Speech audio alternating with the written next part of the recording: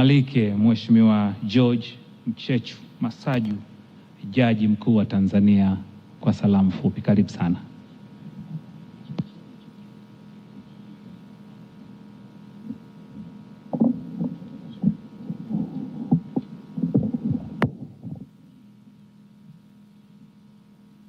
Ndugu viongozi na wananchi, tukiongozwa na Mheshimiwa Nchimbi, Makamu wa Rais, na Mheshimiwa Hussein Mwinyi, Rais wa Zanzibar na Mwenyekiti wa Baraza la Mawaziri Baraza la Mapinduzi Zanzibar, ndugu yetu Mama Janet, mwenzo wa Rais Magufuli na mjane, na wengine sisi pia kama shemeji, Mwashe Mwaskofu Severinus Nwomugizi, tuna kila sababu za kuendelea kumshukuru Mwenyezi Mungu kwa rehema na fadhili zake, anayetujalia fursa ya kuendelea kuishi na hata kuweza kukumbuka matukio kama haya tunapomwenzi mmoja wetu, Rais Magufuli. Mungu ampatie pumziko la amani. Nakushukuru Mama Janet kwa ukarimu wako na kutualika. Mimi sikujua kama ningepata nafasi hii, lakini hata nilipoipata sikujua kama nitazungumza hapa. Labda siku nyingine watakuwa natuambia mapema. Lakini ni fursa ambayo inatukutanisha. Nimepata fursa ya kumwona Mhashamu Askofu Severinus Nwomugizi, ambaye mara ya mwisho tulikutana mwezi Januari mwaka 2015, mara Rais Kikwete alipokuwa ameniteua kuwa mwanasheria mkuu wa serikali. Tukateta naye jambo fulani likatimia, atasema yeye mwenyewe siku moja, lakini yatosha tu kusema kwamba nikushukuru Mhashamu Askofu kwa ibada kubwa hii na muhimu ulioifanya. Ninawashukuru kanisa kwa kuendelea kuhimizi usalama wa jamii, maadili ya jamii, amani katika jamii, umoja wa kitaifa na maslahi ya taifa. Nilimfahamu Rais Magufuli wakati nasoma chuo kikuu cha Dar es Salaam. Yeye alipokuja kusoma shahada yake ya pili, mimi nilikuwa nasoma shahada ya kwanza, tukakaa wote pale hall 4. Tulipofahamiana tulikuwa marafiki sana.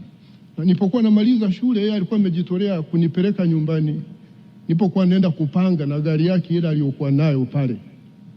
Lakini siku naondoka alikuwa amelazwa pale kwenye dispensary. Na baadaye mwaka 2015 aliniteua tena kuwa mwanasheria mkuu wa serikali, mara baada ya kuwa nimetumika kama naibu mwanasheria mkuu wa serikali na mwanasheria mkuu wa serikali kwa uteuzi wa Rais Kikwete. Aliniteua kwa sababu alinifahamu kwamba tunaweza kufanya naye kazi.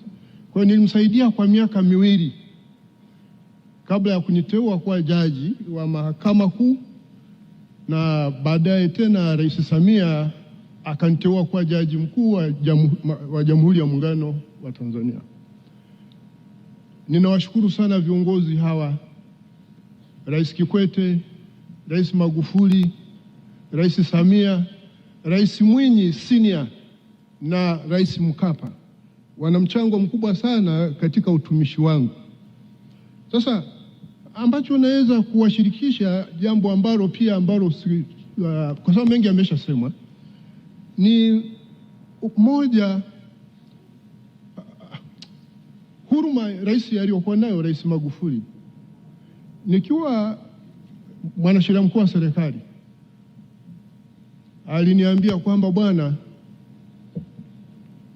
mara baada ya baba kuwa amefariki kule Usukumani, aliniambia kwamba mimi nitakusaidia kujenga hapo kama kumbukumbu ya baba yako. Kwangu mimi hilo lilinigusa sana. Lakini Rais Magufuli pia alikuwa ni mtu mnyenyekevu sana. Ukimkuta ameshapunguza kazi zake, huwezi kujua kama huyu ni rais. Anakuwa mnyenyekevu kabisa kabisa, na zaidi alikuwa mchapakazi mkubwa. Siku moja tukiwa pale, wakati amechelewa kukamilisha serikali yake kuunda lile baraza la mawaziri, kulikuwa na tukio la kwa kamisheni polisi.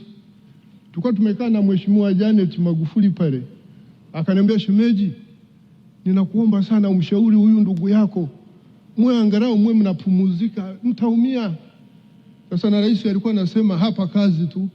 Mimi nilicheka tu nikamwambia, shemeji, mimi nitamwambia, lakini sijui kama hata atanielewa.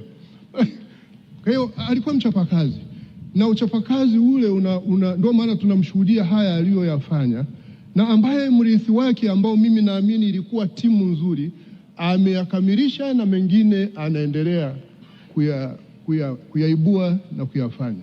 Huu ni utaratibu mzuri kwa taifa letu.